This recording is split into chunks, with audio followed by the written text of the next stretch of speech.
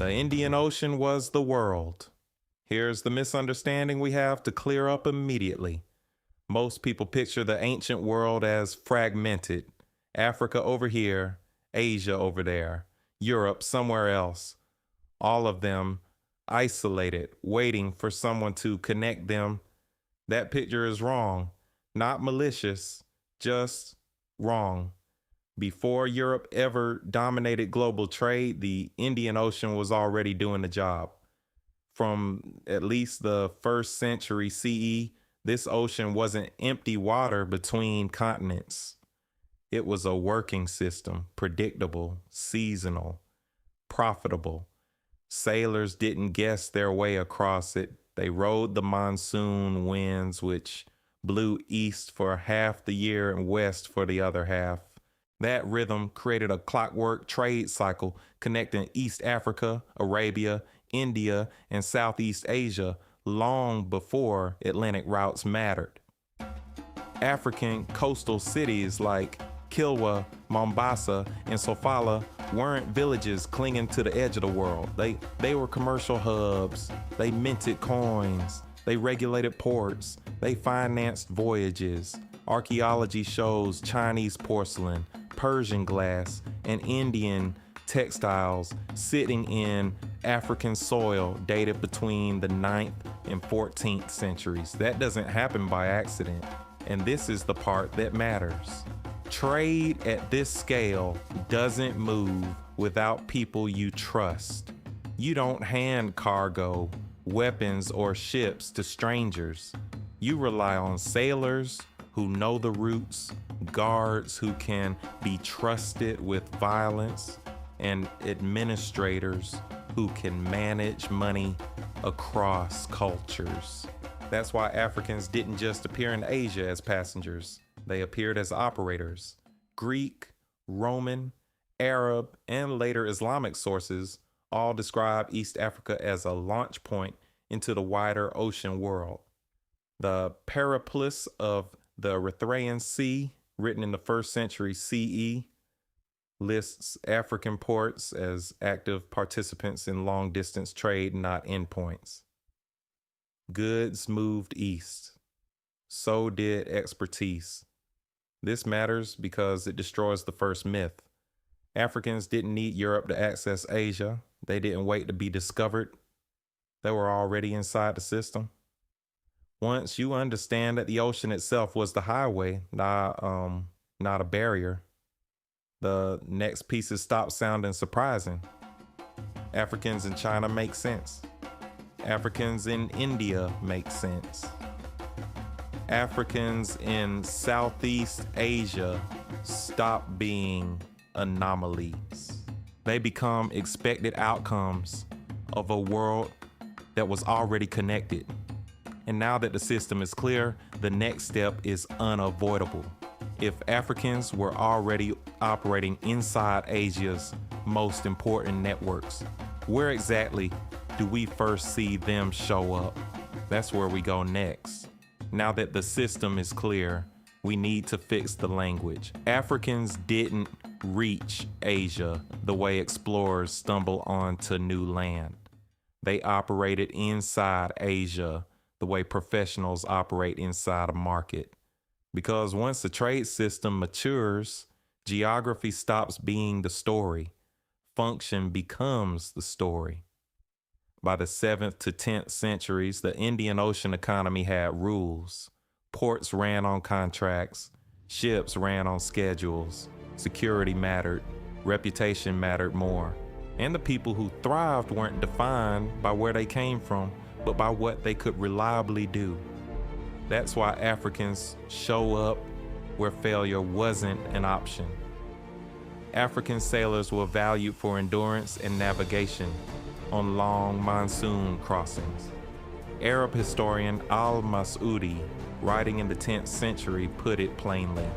The Zanj were accustomed to the sea and skilled in navigation. That's not romantic language, that's operational language.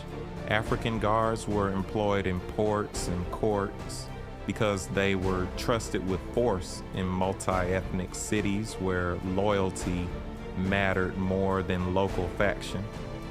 African merchants moved within Arab, Persian, and Indian networks because East Africa had already been integrated into those systems for centuries. This isn't interpretation, it's pattern recognition. Look at where Africans appear in the records: ports, ships, armies, treasuries. You don't get placed there unless trust already exists. Chinese writers noticed the same thing. In 1178, Song-era official Zhou Kufei described the Kunlun as people capable at sea and able to endure long voyages. No shock, no disbelief, just recognition. That's the tone of routine contact, not novelty. And here's the distinction that keeps getting missed. In a pre-racial world, difference did not equal exclusion. People could be foreign and still indispensable, outsiders and still embedded. Identity was negotiated through performance, not frozen by appearance. That's why Africans moved across Asia without needing a European intermediary. The system already knew how to absorb skill. Modern historians confirm the scale of this world.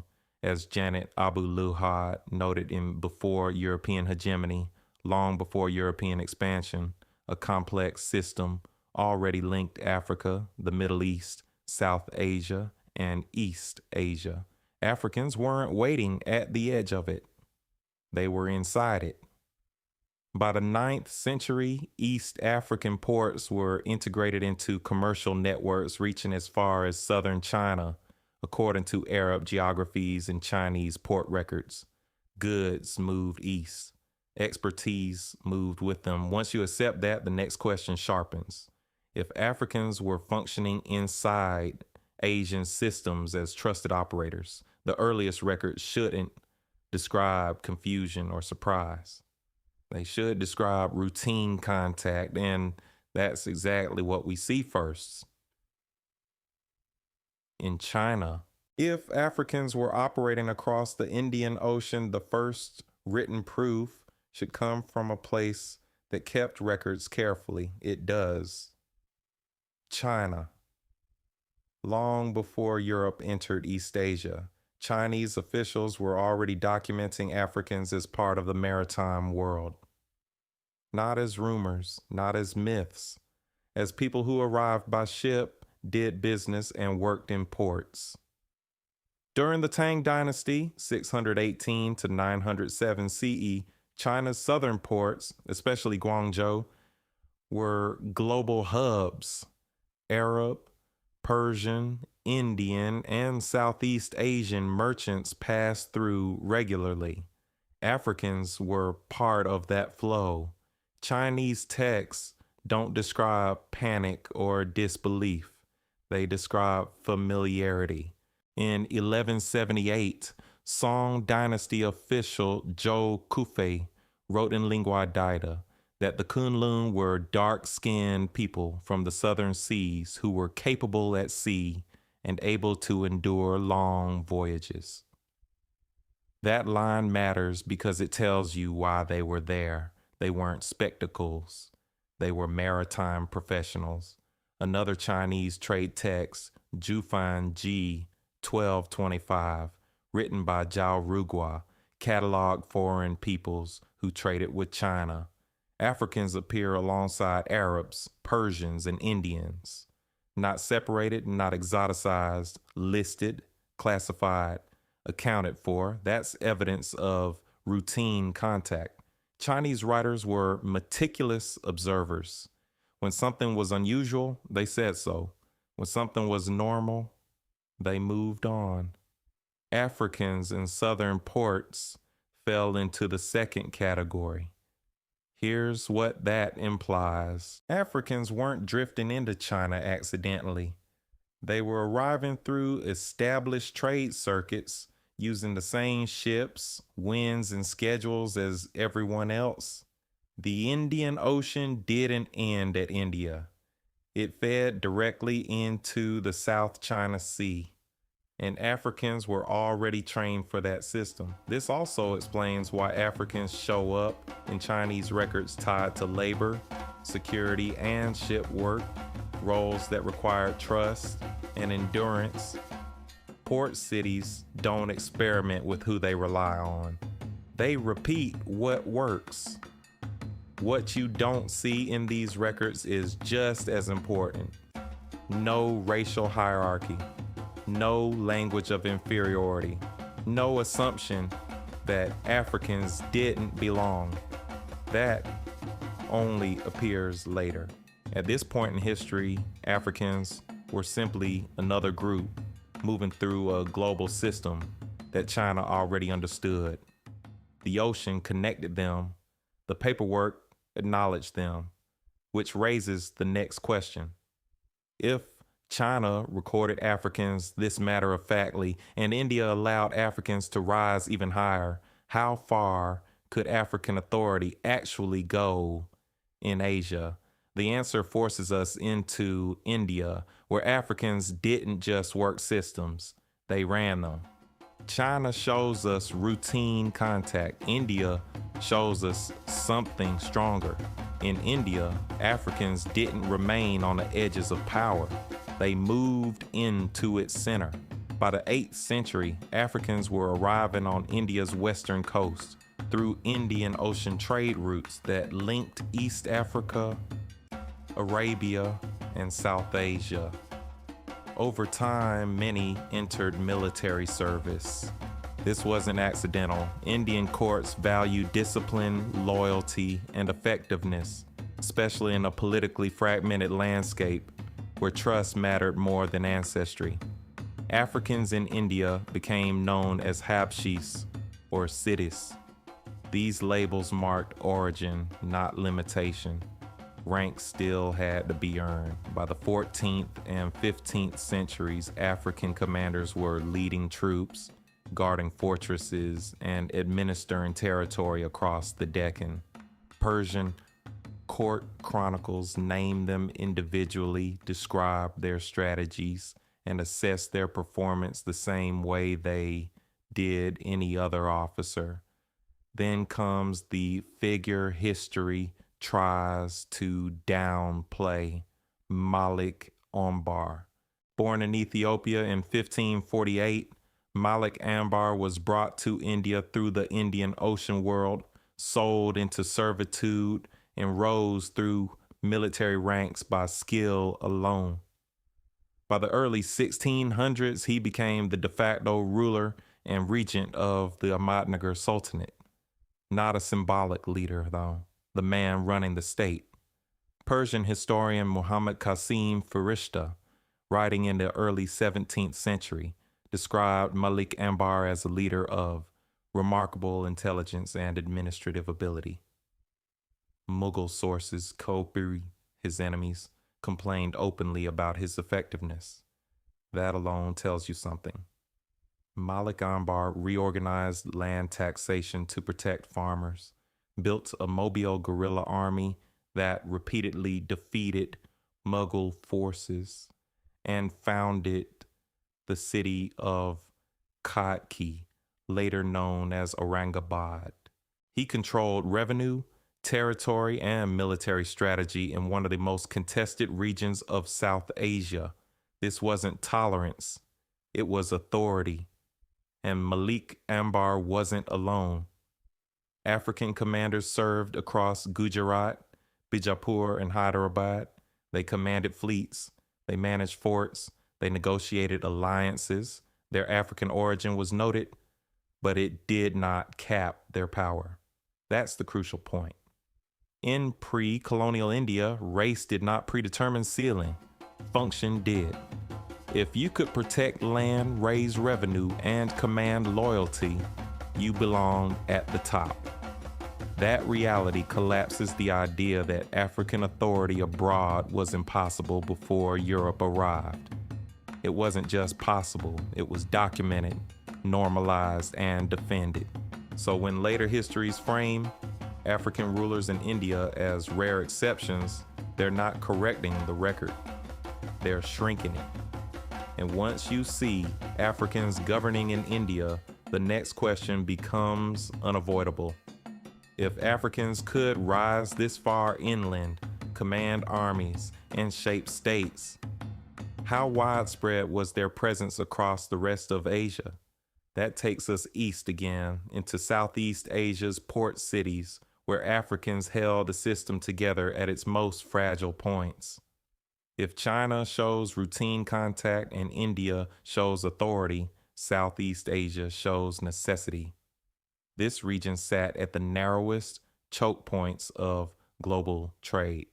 Whoever controlled its ports controlled the flow between the Indian Ocean and the South China Sea. That meant ports couldn't afford disorder. They needed people trusted with ships, cargo, and violence. The kind of trust you don't gamble with. That's exactly where Africans appear. By the 13th to early 16th centuries, port cities like Malacca and Aceh were among the busiest trading hubs on earth. Merchants from Arabia, India, China, and East Africa passed through daily. These cities were multilingual, multi-religious, and commercially ruthless.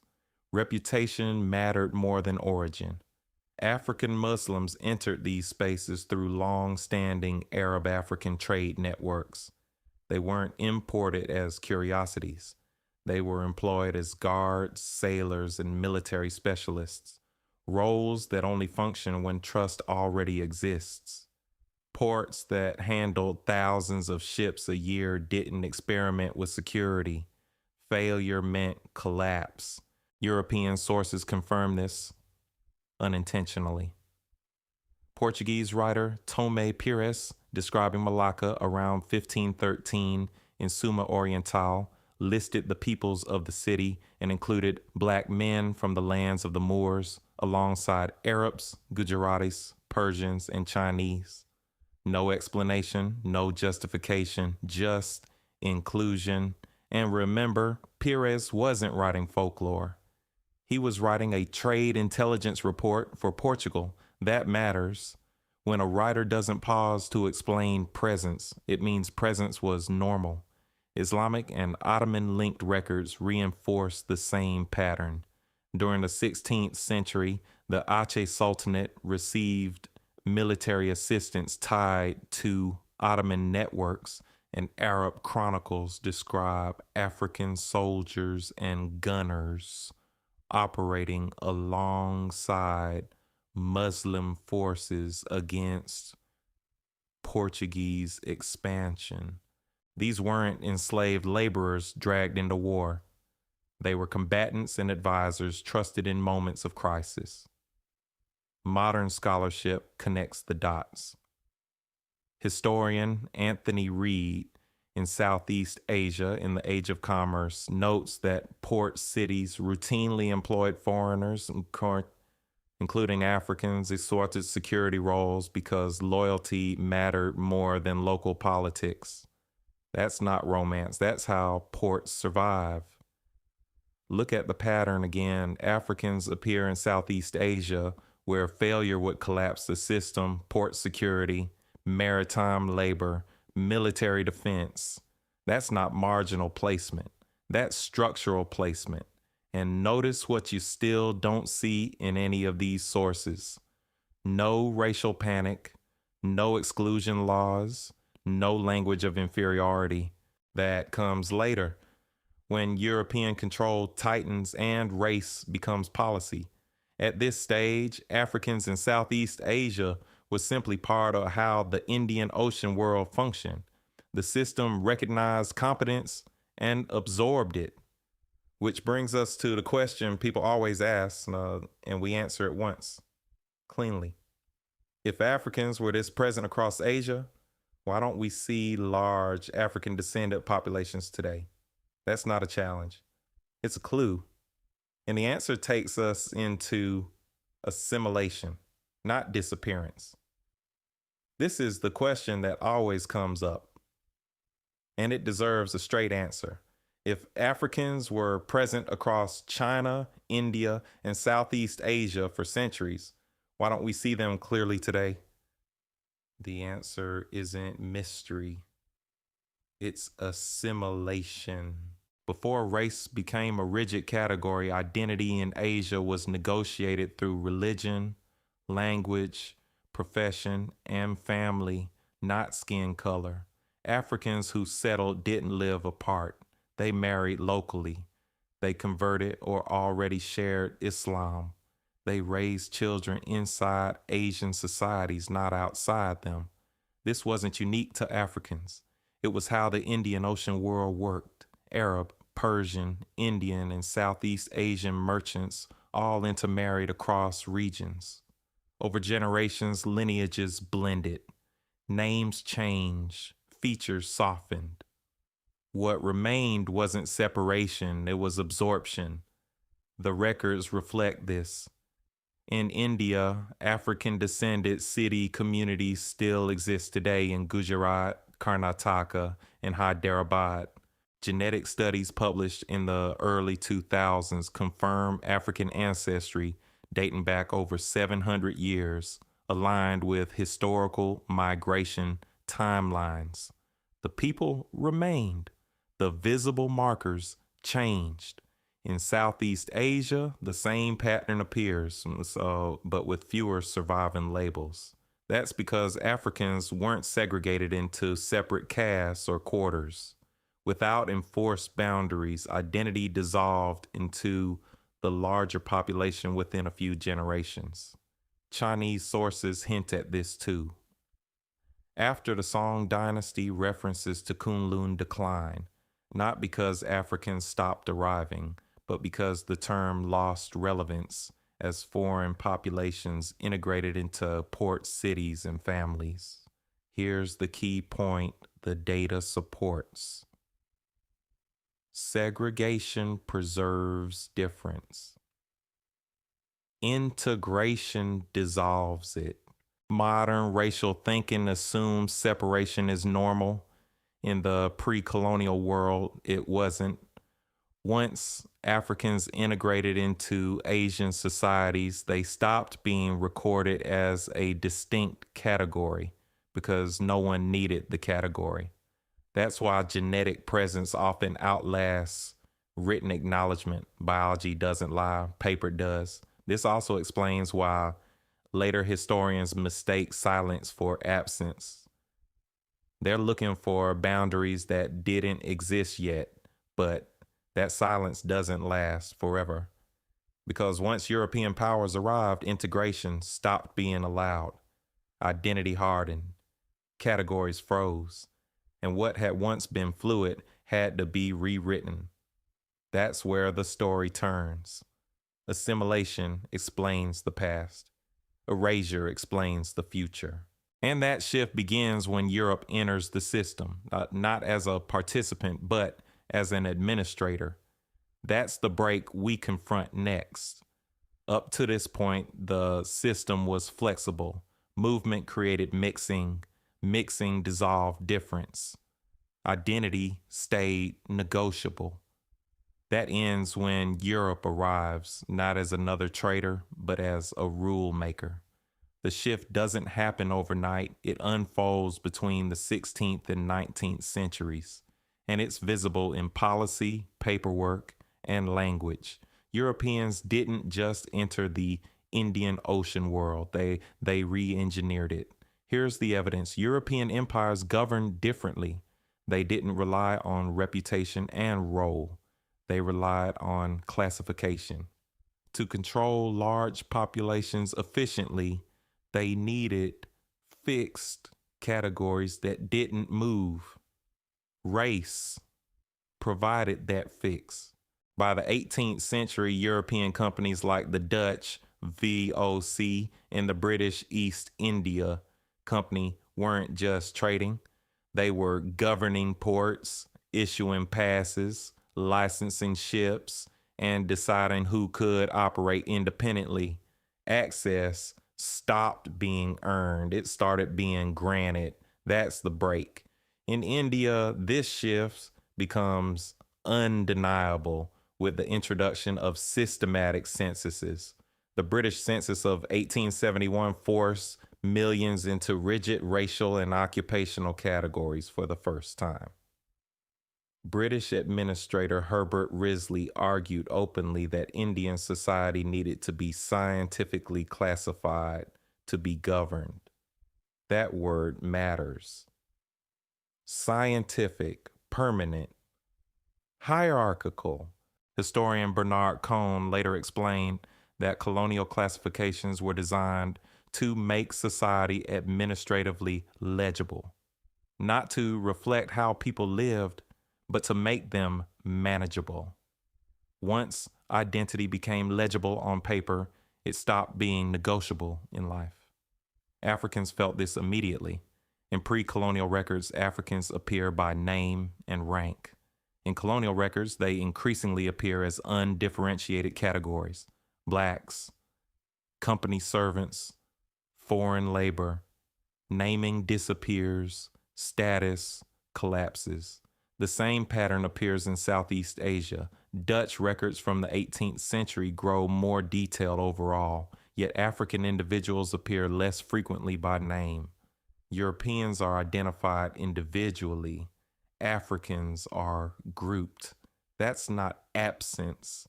That's demotion. And once race became law, integration was no longer allowed to dissolve difference. The system needed difference to stay visible because difference justified hierarchy. This is the moment where the story pivots. Africans didn't fall out of Asian systems because they failed. They were pushed down when the system stopped rewarding function and started enforcing identity. That's not an opinion. That's what the paperwork shows. And once identity was frozen, the next step was inevitable. History itself had to be rewritten to make this new order feel ancient. That's where we go next. Once race became law, history had a problem. Too many records contradicted the new order. Africans had been sailors, commanders, merchants, governors, and the paperwork of empire could not explain that without exposing the system as recent and artificial. So the solution wasn't to argue with the past, it was to edit it. This is where paper does its quiet work. By the late 18th and 19th centuries, European-controlled archives exploded in size. Censuses, port logs, military rolls, trade licenses, more documentation than ever before. Yet, something strange happens in those records. Africans don't vanish.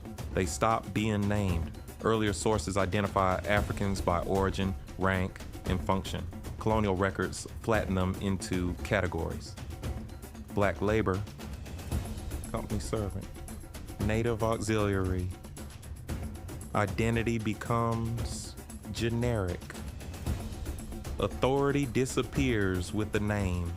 Historians have noticed this pattern repeatedly. Gwen Campbell, who specializes in the African diaspora of the Indian Ocean, notes that Africans were not removed from Asian societies. They were administratively marginalized. Their roles were downgraded, their visibility reduced, their history compressed. That compression wasn't neutral. Colonial education systems followed the same logic. By the 19th century, school curricula across Asia and Africa reframed world history around European expansion. The Indian Ocean became a side note. African-Asian connections were minimized or omitted entirely. The effect was subtle but permanent. If students never learned that Africans operated across Asia before Europe, then Europe's dominance felt natural.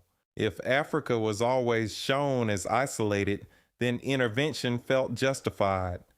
Memory loss became infrastructure, and once memory is standardized, resistance feels irrational. That's why this history sounds surprising today, not because it's unsupported, but because the systems that teach history were built after the erasure. This is the moment where silence starts doing more work than lies. Africans didn't disappear from Asia. They disappeared from how Asia was explained. And once explanation shifts, belief follows.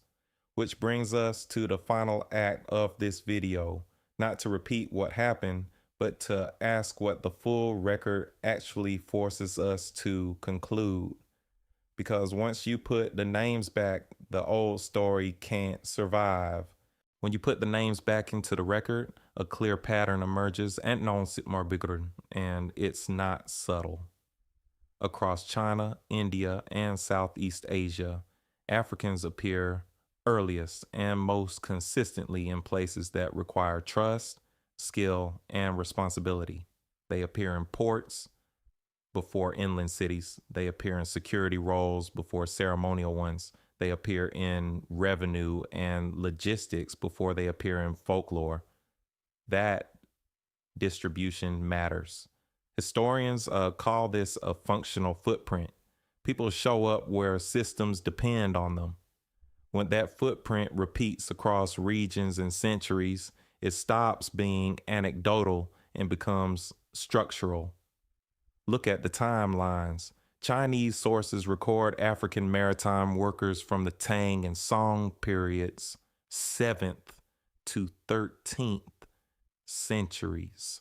Indian records document African commanders and administrators from the Deccan Sultanates through the early Mughal era, 14th to 17th centuries. Southeast Asian port records place Africans in Malacca and Aceh between the 13th and 16th centuries, right at the height of Indian Ocean trade.